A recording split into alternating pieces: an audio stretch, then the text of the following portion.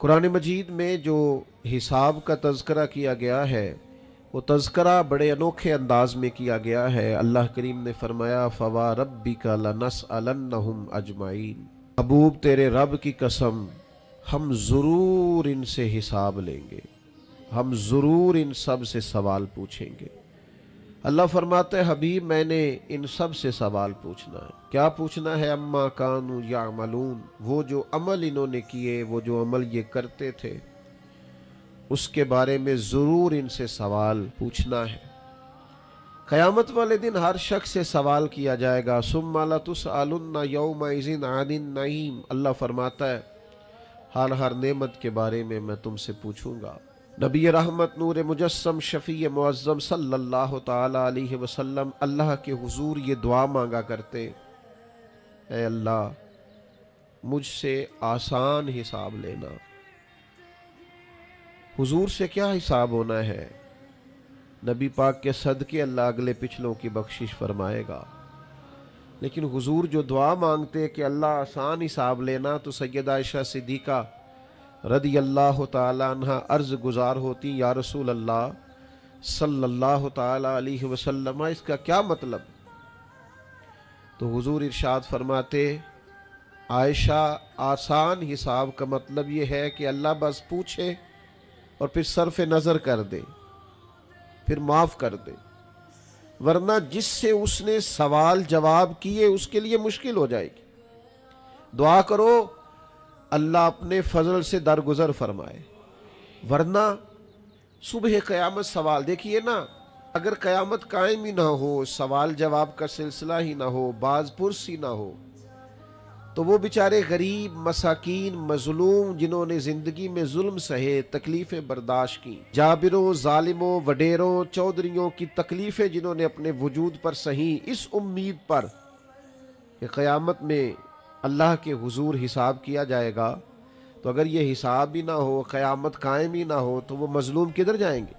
قیامت میں حساب ہونا ہے، اور یہ جو جواب دہی کا تصور ہے کہ ہمیں اللہ کے حضور حاضر ہونا ہے، یہی تصور ہماری زندگی کو بہتر کرتا ہے، یہی تصور ہماری زندگی کو بہتر کرتا ہے۔ اور جو اصل زندگی ہے نا، وہ زندگی بھی آخرت کی زندگی ہے، وَالْآخِرَةُ خَيْرٌ وَأَبْقَىٰ، اللہ فرماتے ہیں آخرت کی زندگی بہتر بھی ہے اور ہمیشہ باقی رہنے والی بھی۔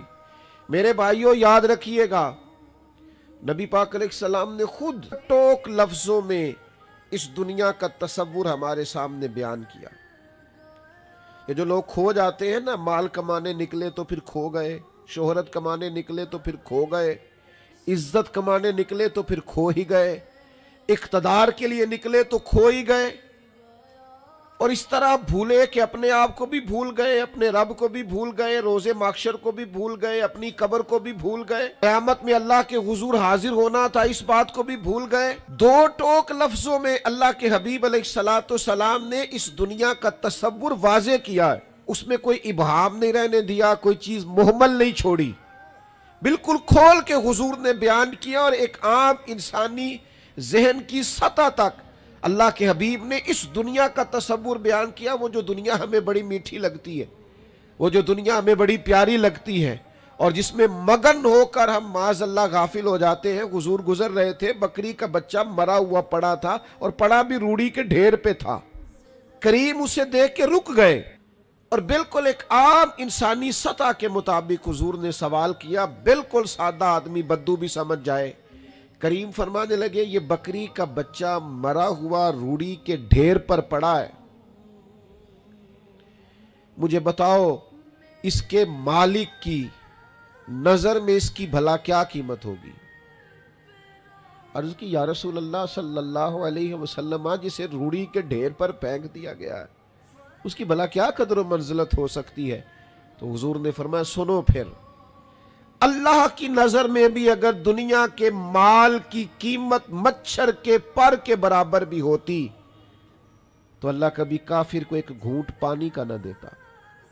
اس کی کوئی قیمت نہیں دنیا کے مال کی، اس لیے تو کافر کو بھی دیا، اس لیے تو فاسق کو بھی دیا، اس لیے تو ظالم کو بھی دیا۔ بے ایمان اور بددیانت کے گھر میں بھی بہت سارا مال و دولت ہے، ہاں جس کے ساتھ وہ بھلائی کا ارادہ کرتا ہے اسے اپنے دین کی سمجھ عطا فرماتا ہے۔ مال بھی ہو، دین کی سمجھ بھی ہو، گھر میں وسعت بھی ہو اور عبادت کا جذبہ بھی ہو، انسان کی تجوری بھری ہوئی بھی ہو اور غریبوں کے لیے اس کا دل بھی کشادہ ہو، اسے اقتدار بھی حاصل ہو اور اس کے سینے میں مظلوم کا درد بھی موجود ہو، تو اب یہ ہے کہ رب کریم نے اس کے ساتھ بھلائی کا ارادہ فرمایا۔ لیکن اگر یہ کہ فقط دنیا ہی ہو، فقط پیسہ ہی ہو، فقط اقتدار کا لالچ ہی ہو، کھو نہ جائیں یارو، ہم کہیں کھو نہ جائیں، کہیں ایسا نہ ہو کہ کاروبار کی مشقت سجدوں کی لذت لے جائے، کہیں ایسا نہ ہو کہ دولت جمع کرنے کی حرص غریب کا درد ہم سے لے جائے، کہیں ایسا نہ ہو کہ اقتدار کی دوڑ میں ہم کسی مظلوم کی آہ ہی نہ سنیں، ہم کسی کا دکھ ہی نہ بانٹیں۔ آخرت کا تصور ذہن میں رکھیں، وہ جو قیامت کے دن اللہ کے حضور کھڑے ہونا ہے، وہ جو قیامت میں رب کریم کی بارگاہ میں ہم نے حاضر ہونا ہے، اس حاضری کے تصور کو اور جواب دہی کے تصور کو اپنے ذہن میں لائیں۔ یاد رکھیے گا، 3 چیزوں کے علاوہ ہر چیز کا حساب دینا ہے۔ ایک سر چھپانے کے لیے جھونپڑی مکان، ایک پہننے کے لیے کپڑا، ایک کمر سیدھی کرنے کے لیے غذا، اس کے علاوہ جو کچھ بھی ہے اس سب کا حساب دینا ہے۔ نبی رحمت صلی اللہ تعالی علیہ وسلم نے جو حدیث بیان کیا نا حساب کے لیے، آپ یقین کریں پوری روح متوجہ ہو جاتی ہے، انسان کے جتنے لطائف ہیں وہ سارے بیدار ہو جاتے ہیں، اس کے باطن کے اندر تک گہرائی تک وہ لفظ اترتے ہیں۔ میرے کریم فرماتے ہیں رب قیامت کے دن بندوں سے فرمائے گا، کیا میں نے تیرے لیے کان اور آنکھیں نہیں بنائی تھی؟ کبھی اندھے سے مل کے دیکھے نا، کبھی بہرے سے بات کر کے دیکھے نا۔ رب فرمائے گا کیا میں نے تیرے لیے کان اور آنکھیں نہ بنائی تھی؟ اللہ فرمائے گا کیا میں نے تیرے لیے جانوروں کو، کھیتوں کو مسخر نہیں کیا تھا؟ ہر جانور پر تو سواری کرتا ہے، جانوروں کے گوشت کھاتا ہے، جانوروں کا دودھ پیتا ہے، کھیت کے اندر ہل چلاتا ہے، اناج ہے، پھل ہیں، سبزیاں ہیں۔ هو الذی خلق لکم ما فی الارض جمیعا، زمین میں جو کچھ ہے حضرت انسان کے لیے پیدا کیا۔ اللہ فرمائے گا تیرے لیے کان بنائے، آنکھیں بنائی، تیرے لیے مسخر کیا جانوروں کو، تیرے لیے مسخر کیا کھیتوں کو۔ پھر رب کہے گا میں نے تجھے خوشحالی دی، میں نے تجھے سرداری دی۔ پھر اللہ فرمائے گا یہ بتا کیا تجھے مجھ سے ملنے کا یقین نہیں تھا؟ کیا تجھے یہ خبر نہیں تھی کہ تیری رب سے بھی ملاقات ہوگی؟ تجھے اللہ کے حضور بھی حاضر ہونا ہے، تجھے اس کا یقین نہیں تھا؟ اور حدیث پاک کا جو آخری جملہ ہے وہ ہر دل پر دستک دیتا ہے۔ حضور فرماتے ہیں رب فرمائے گا میں بھی آج تجھے اسی طرح ہی فراموش کر دوں گا جس طرح تو نے مجھے بھلا دیا تھا۔ جا، تو نے اگر مجھے بھلا دیا تھا آج میں نے بھی تجھے فراموش کیا۔ دعا کرو ہمارے ساتھ یہ سلوک نہ ہو۔ ہم تو مالک کے کرم کی امید پر ہی قبر میں جائیں گے، اس کی رحمت کی امید پر ہی میدان محشر میں کھڑے ہوں گے۔ باقی پتہ سارا ہے سردار نو کیتیاں دا، ایدہ پردہ پایا ہی تیرا پلا ہو سی۔ خبر تو ساری ہے، پتہ تو سارا ہے، علم تو سارا ہے، سب سے زیادہ ہم جانتے ہیں کہاں کہاں نافرمانی ہوئی۔ یاد رکھنا اس کے حضور کھڑے ہونا ہے، اللہ کے حضور جواب دینا ہے۔ اگر ظلم کیا ہے ملازم پر تو جواب پھر بھی دینا ہے، ظلم کیا ہے گاہک پر تو جواب پھر بھی دینا ہے، اگر ظلم کیا ہے پڑوسی پر تو جواب پھر بھی دینا ہے۔ فَوَرَبِّكَ لَنَسْأَلَنَّهُمْ أَجْمَعِينَ، محبوب تیرے رب کی قسم، اپنے لفظوں میں بات کروں، اللہ کہتا ہے محبوب میں نے تیرے رب دی قسم میں انہوں پوچھ لینا ہے، پوچھ لینا میں نے ان سے سوال کرنا، اما کانوا یعملون، جو یہ عمل کرتے تھے پوچھوں گا، سوال کروں گا۔ اور میرے نبی پاک صلی اللہ تعالی علیہ وسلم کے غلاموں، اگر ظلم کیا ہے بیوی پر حساب پھر بھی دینا ہے، اگر وراثت کی تقسیم پر زیادتی کی ہے بہن بھائیوں سے हिसाब फिर भी देना है। अगर तरबियत ठीक नहीं की अपने बच्चों की तो हिसाब फिर भी। तुम सरबराह थे एक इदारे के, तुम्हारे पास अमानतें आती थीं, बच्चे पढ़ते थे, मजमू के मजमे तुमसे अकीदतें रखते थे, लोग तुम्हें नेक समझते थे, हाथ चूमते थे, फूल फेंकते थे। तुमने बड़ी इज्जतें समेटी, तुमने खुशहालियां और सरदारियां समेटी। फवा रब्बिका लनसअलन्नहुम, तुम्हें हिसाब देना है। आज बड़े बड़े लोग हिसाब के डर से कांप गए। बगदाद के शेख अब्दुल कादिर जिलानी हरम मक्का में सर सजदे में रख के कहने लगे, मेहरबानी करना मुझसे हिसाब न लेना। ख्वाजा हसन बसरी कहते हैं, मैं हरम में था, अपने हुजरे में था, किसी के चीखने की आवाज़ आई, या अल्लाह माफ़ कर दे, या अल्लाह माफ़ कर दे, हिसाब वाले दिन मेरे ऊपर नरमी करना। फरमाते मैंने कहा कोई गुनाहगार आहोजारी कर रहा है, मैं जाके तसल्ली देता हूं। और जब मैंने जाके चेहरा देखा, फरमाते कलेजा फट गया, वजूद कांप गया, और मैं उस दुआ करने वाले के कदमों से लग गया। लोगों तुम्हें पता है वो कौन था जो दुहाई दे रहा था कि मालिक हिसाब न लेना? वो हुसैन का करबला में तन्हा बच जाने वाले साहिबजादे इमाम ज़ैनुल आबिदीन थे। वो शेर खुदा का पोता, फातिमा का जिगर पारा, तालीम उम्मत के लिए हरम मक्का में अल्लाह के हुजूर आहुजारियां करता है। मालिक वलिमन खाफ मकाम रब्बिही जन्नतान, अल्लाह कहता है जो मेरे सामने खड़े होने से डरेगा मैं 2 जन्नतें दूंगा। इमाम ज़ैनुल आबिदीन हरम मक्का में कहते हैं मालिक हिसाब न लेना, मेहरबानी करना, पर्दे रखना। ज़ैनुल आबिदीन आपका तो पल्लू पकड़ के सारी उम्मत जन्नत में जाएगी, आपके तो कदमों से लग लग के हमारे बाप हमारे दादा जन्नत में जाएंगे, आपकी दादी सैयदा पाक के आंचल में छुप के तो हमारी बेटियां पनाह मांगेंगी, हमारी माएं उनके कदमों से लगेंगी, तो जन्नत के रास्ते खुलेंगे। उम्मत को तालीम देते हैं, डरो ना, अपनी जिंदगी संवारो ना, अपने शब रोज पर तवज्जो करो, बदल ना जाए यार। अब कुछ अपनी आखिरत का तसव्वुर न बनाए, कुछ अपने रब से माफी ना मांगे, कयामत में हिसाब देना। वो कहता है तुम्हें सामने, और नबी पाक अलैहिस्सलाम की अहादीस, आसार और सारी चीजें सामने रख के उलमा ने एक नतीजा निकाला है। फरमाया कयामत के दिन सबसे पहला हिसाब उलमा का होगा। इन्होंने इज्जतें ज्यादा समेटी है ना। यहाँ एक दफा एक MPA साहब आए टाइम लेने के लिए, मैंने माजरत कर ली, मैंने कहा मेरे पास वक्त नहीं है।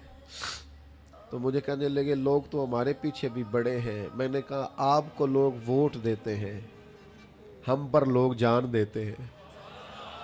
इतनी अगर सादतें समेटी हैं तो फिर सुनो ना, जिन्होंने ये दावे किए हैं कि हम दीनदार हैं। फरमाया पहला हिसाब उलमा का होगा, दूसरा हिसाब मुजाहिदीन का होगा, तीसरा मालदारों का होगा। और फरमाया यहाँ तक कि अल्लाह तो सुबह क़यामत अंबिया किराम अलैहिमुस्सलाम से भी तबलीग के बारे में सवाल करेगा। हर एक से सवाल होना है, हम अपनी अपनी तैयारी करें क़यामत के रोज़ के लिए, आखिरत के दिन के लिए।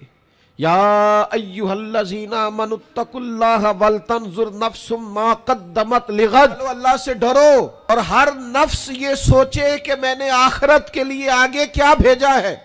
आओ आज अपने अपने आमाल का जायजा ले। हमारे लिए आज शाम खाने में क्या है ये सबको पता है, इस माह मेरे घर में क्या आमदन है, क्या खर्च है, ये सबको पता है। लेकिन रब कहता वल तंजुर नफ्सुम मा क़द्दमत लिग़द, देख तूने अपनी कब्र के लिए आगे क्या भेजा है, आखिरत के लिए आगे क्या भेजा है। ये देख कयामत वाले दिन के लिए तेरे पास सरमाया क्या है, وہاں جب اللہ کے حضور حاضر ہونا ہے تیرے پاس پیش کرنے کو کیا ہے؟ جناب صدیق کے پاس پیش کرنے کو وفا ہے، امت کی خدمت گزاری ہے جناب عمر کے پاس، جناب عثمان غنی کے پاس سخاوت ہے، مولا علی نے ہر میدان میں تلوار چلا کے اسلام کا جھنڈا بلند کیا ہے، حسین ابن علی نے سر دے کر اللہ کے حضور نظر پیش کی ہے۔ میں بھی سوچوں نا یار، آپ بھی سوچے نا، نعمتوں کی بہتات کتنی، ہماری بھری ہوئی تجوریاں، ہمارے آنگن میں کھیلتی ہماری اولادیں، ہمارے ارد گرد ہمارے دوستوں کی لائنیں، ہمارے دسترخوان پر بچھی ہوئی نعمتیں، ہمارا تندرست وجود، ہماری بولتی زبان، ہماری دیکھتی آنکھیں، ہمارے سنتے کان، ہماری سانس لیتی روح، اس سارے وجود سے ہم نے کیا اکٹھا کر کے اپنی آخرت کے لیے بھیجا ہے؟ صبح قیامت کے لیے ہم نے سامان کیا کیا ہے؟ اللہ کے حضور جب ہمیں جواب دینا ہے تو ہمارے دامن میں کیا ہے، کیا پیش کرنا ہے؟ آج اپنے دل سے، اپنی روح سے یہ سوال ہمیں ضرور کرنا ہے، اور ایک بار نہیں 100 بار کرنا ہے، اور بار بار کرنا ہے۔ نبی پاک صلی اللہ تعالی علیہ وسلم نے ارشاد فرمایا ہے، حضور فرماتے 5 سوال پوچھے گا رب قیامت کے دن، اور جب تک تم ان سوالوں کے جواب نہیں دو گے تمہیں ہلنے نہیں دیا جائے گا۔ ایک یہ پوچھا جائے گا، عمر کہاں گزری؟ سارا وقت ضائع ہو گیا موبائل پہ، سارا ٹائم ضائع ہو گیا خوش گپیوں میں، شغل میلہ، آنا جانا، عمر ساری قیمتی وقت ضائع کر دیا۔ اور پھر ایک سوال، اسی سوال سے متعلقہ دوسرا ہوگا، جوانی کہاں گزاری؟ وہ ساری کھیل کود میں گزر گئی، لہو و لعب میں گزر گئی، گیموں میں گزر گئی، یہ سوال ہوگا۔ اور تیسرا سوال رب پوچھے گا، بتاؤ نا مال کہاں سے کمایا، ذرائع آمدن بتاؤ، دنیا میں تو تم نے دھول جھونک لی، جہاں دھونکنی تھی یہاں بتاؤ کہاں سے کمایا، اور کما کر بھی تم مالک نہیں ہوئے۔ چوتھا سوال یہ پوچھا جائے گا، بتاؤ مال خرچ کہاں کیا؟ اور میرے نبی پاک فرماتے ہیں 5واں سوال یہ ہوگا، یہ بتاؤ اپنے علم پر عمل کتنا کیا۔ لیکچر دینا آسان ہے، تقریر کرنا آسان ہے، واعظ کرنا آسان ہے، سمجھانا آسان ہے، فیس بک پر اچھی نصیحت لکھ دینا آسان ہے، روز صبح واٹس ایپ پہ سب کو بہترین نصیحتیں بھیجنا آسان ہے، لیکن قیامت کے سوالوں میں سے ایک معتبر سوال ہے، بخاری میں موجود ہے، 5 سوالوں میں سے آخری سوال یہ ہے کہ جو تم جانتے تھے، جس کا تمہیں علم تھا، جو تم نے سیکھا تھا، جو تم نے پڑھا تھا، اس پر تمہارا عمل کتنا تھا؟ کس کو نہیں پتا نماز فرض ہے؟ کس کو نہیں پتا والدین کی خدمت کرنا ضروری ہے؟ حلال حرام کی تمیز سے کون آگاہ نہیں ہے؟ کون نہیں جانتا کہ میرا رویہ تلخ ہے، لوگوں کو تکلیف دیتا ہے؟ کون نہیں سمجھتا کہ میری فلاں فلاں چیز کی وجہ سے فلاں فلاں لوگ تڑپتے ہیں، سسکتے ہیں، روتے ہیں؟ بہت ساروں کو پتا ہے کہ میری بیوی، میرے بچے، یہ کچھ عورتوں کو پتا ہے میرا شوہر، میرے خاندان والے میری وجہ سے تکلیف میں، بہت سو کو پتا ہے میری وجہ سے میرے پڑوسی تکلیف میں، بہت سو کو پتا ہے میری وجہ سے میرے ملازم تکلیف میں ہیں۔ تم سے پوچھا جائے گا اپنے علم پر کتنا عمل کیا، وہ جو تم جانتے تھے، جتنا تمہیں شعور تھا۔ آج پوری امت مسلمہ میں کیا ہو رہا ہے؟ تقریریں، واعظ و نصیحت، فقط واعظ و نصیحت۔ اقبال کہتے ہیں مسجد تو بنا دی شب بھر میں ایمان کی حرارت والوں نے، اور یہ دیکھنا کیا کہتے ہیں من اپنا پرانا پاپی تھا، برسوں میں نمازی بن نہ سکا۔ اور اقبال بڑا اپدیشک ہے، من باتوں میں موہ لیتا ہے، بڑی سونی باتیں کرنی آتی ہے ہمیں۔ اقبال بڑا اپدیشک ہے، یہ من باتوں میں موہ لیتا ہے، پر گفتار کا قاضی ہے یہ بنا، کردار کا غازی بن نہ سکا۔ گفتار کا قاضی غازی بننا آسان ہے، لیکن اپنے عمل میں نکھار لانا، ہاں۔ سب سے پہلے 2 چیزوں کا حساب ہونا قیامت میں، یاد رکھیے گا۔ اعمال میں سب سے پہلے نماز کا حساب ہوگا۔ حضور نے فرمایا کافر اور مومن کے بیچ فرق ہی نماز کا ہے۔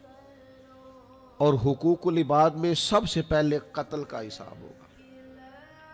یہ 2 حساب سب سے پہلے، اور کچھ لوگ ایسے بھی ہوں گے جن کا حساب آسان ہوگا، نبی پاک علیہ السلام نے وہ 3 لوگ بھی بتائے ہیں جن سے میرا مالک آسان حساب لے گا۔ یا رسول اللہ کون کون سے؟ حضور نے فرمایا جس سے لوگ توڑتے تھے پر وہ جوڑتا تھا، رب آسان حساب لے گا۔ اور کریم فرماتے ہیں، یہ آپ نے بھولنے نہیں، یہ لب لباب ہے ساری گفتگو کا، یاد رکھ۔ فرمایا جو تجھے محروم کرے اسے عطا کر، جو تجھ سے توڑے تو اس سے جوڑ، اور جو تجھ سے زیادتی کرے تو اسے معاف کر دے، اللہ قیامت میں تجھ سے آسان حساب لے گا۔ اللہ تیرے لیے قیامت میں آسانی پیدا کر دے گا۔ میرے بھائیوں، ایک اور بندہ بھی ہے جس سے قیامت میں بڑا آسان حساب ہوگا۔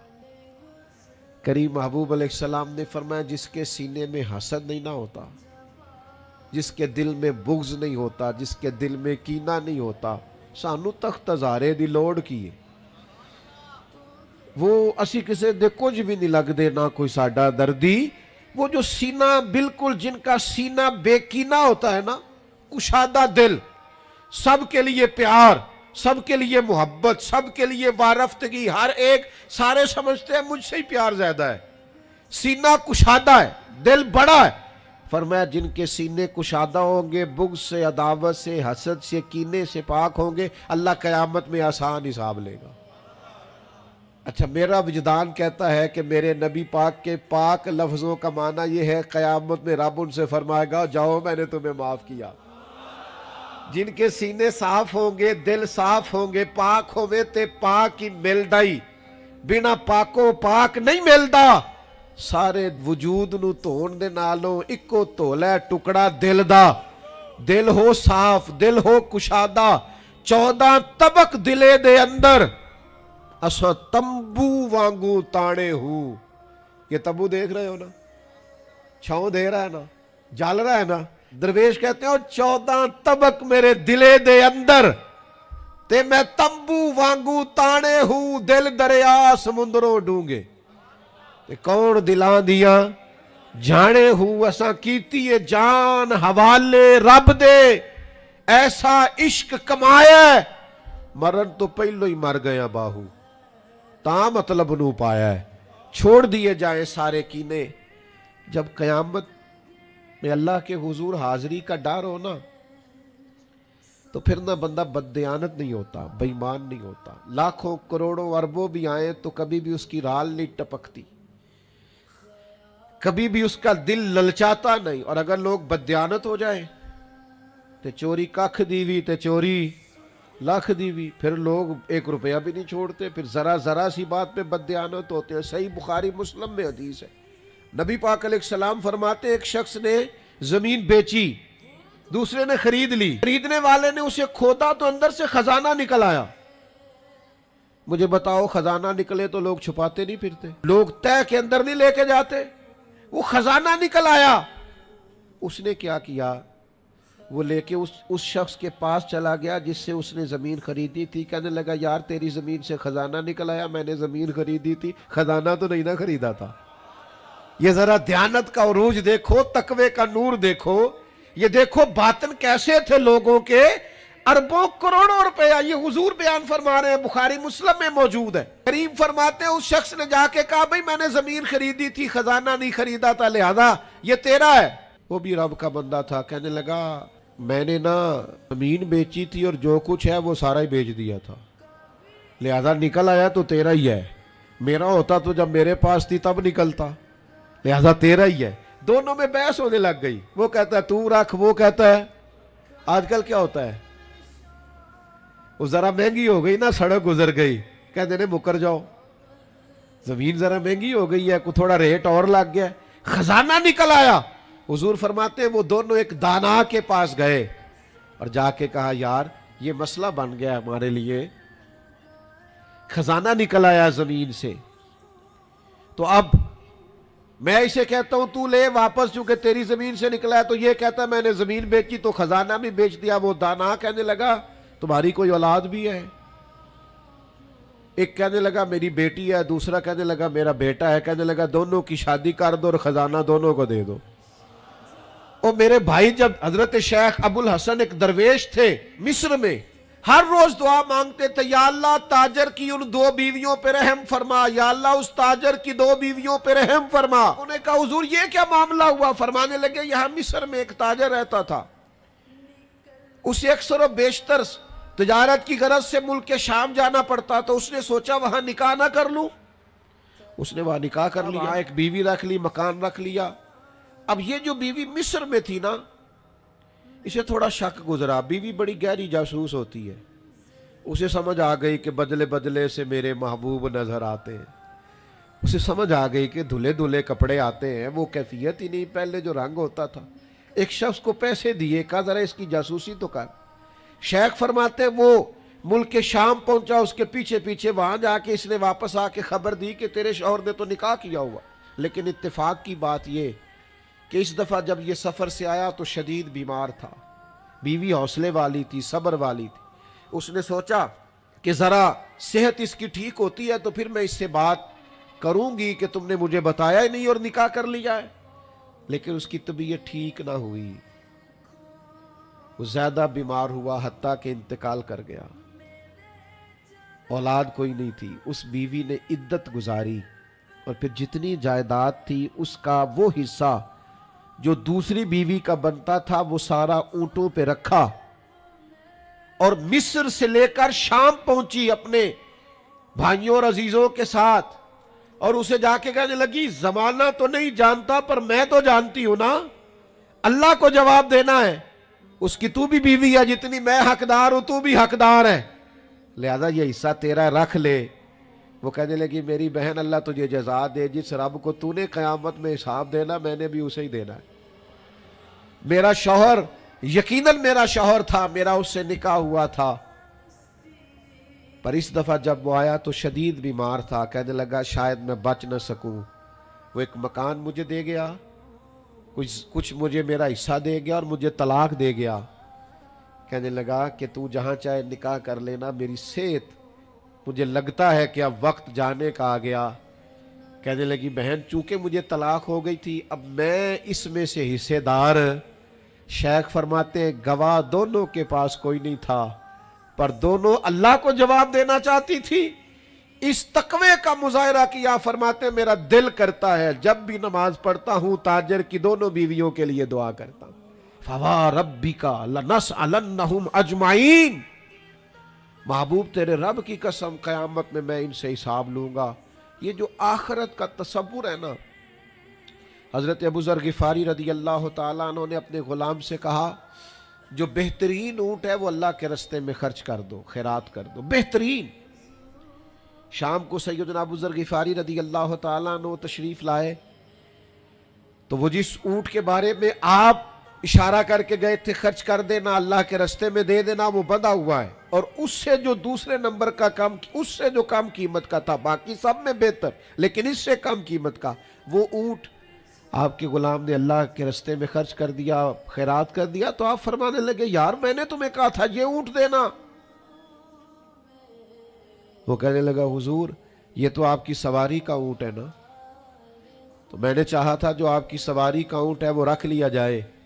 تو سیدنا ابو ذر غفاری رضی اللہ تعالیٰ عنہ فرمانے لگے میں سواری کے لیے تو تجھے کہہ رہا تھا خرچ کر دے، پر دنیا کی سواری کے لیے نہیں، آخرت کی سواری کے لیے۔ وہ جو قیامت میں اللہ کے حضور پیش ہونا ہے تو میں نے کچھ بھیجا ہوا تو ہو، وہاں میرے پاس کوئی خزانہ تو ہو، آخرت کی جمع پونجی تو ہو، کوئی ہو نا میرے پاس جو میں نے آخرت کے لیے۔ ناراض نہ ہونا، بہت سارے معاملات میں ہم اولاد سے نہیں مشورہ کرتے، نہیں گھر والوں سے پوچھتے، اللہ کے راستے میں خرچ کرتے ہوئے کیوں کہتے ہو مشورہ کر کے بتاؤں گا، بات کر کے بتاؤں گا؟ جب اپنے دنیاوی بہت سارے معاملات میں آزاد ہوتے ہو تو اپنی آخرت کا ذخیرہ جمع کرنے کے لیے کیوں ہم آزادی کے ساتھ فیصلہ کیوں نہیں کرتے؟ نبی رحمت نور مجسم شفیع معظم صلی اللہ تعالی علیہ وآلہ وسلم گھر میں تشریف لائے، حضور نے پوچھا کیا ہے کھانے کے لیے؟ عرض کی حضور ایک بکری ذبح کی تھی، ساری بانٹ دی ہے، ایک دستی بچی ہے، ایک ٹانگ کی دستی کا کچھ حصہ بچا ہے۔ تو حضور نے فرمایا نہیں، جو تم نے بانٹ دیا ہے وہ سارا ہی بچ گیا ہے، کیوں؟ وہ آخرت کے لیے جمع ہو گیا۔ وہ سارا بچ گیا. یہ جو تم نے کہا ہے نا یہ بچی ہے، یہ نہیں بچی. بچا تو وہ سارا ہے جو راہ خدا میں بانٹ دیا گیا. میرے عزیزو، اتنا بڑا مجمع ہے، ہزاروں کی تعداد میں آپ لوگ تشریف لائے ہیں. میں عاجز آدمی، آپ سب سے زیادہ گناہگار، صرف ایک پیغام دینا چاہتا ہوں. اللہ کے سامنے ہم نے کھڑے ہونا ہے. اپنی آخرت کی تیاری کریں.